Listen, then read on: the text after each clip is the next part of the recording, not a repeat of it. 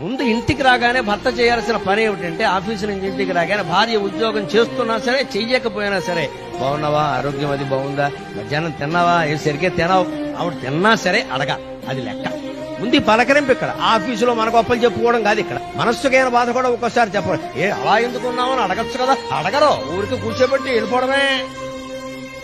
భార్య డల్గా ఉంటే అడగచ్చు కదండి, అలా ఉన్నామని అడగచ్చు. అడగాలని అనుకుంటుంది భార్య, కొడుకు అడగాలని అనుకోదు, తండ్రి అడగాలని అనుకోదు, తల్లి అడగాలని అనుకోదు, భర్త అడగాలని అనుకుంటుంది.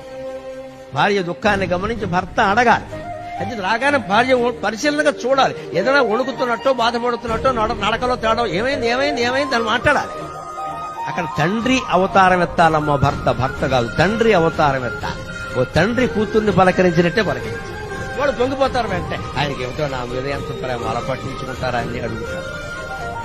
పరమానందంగా ఉంటుంది.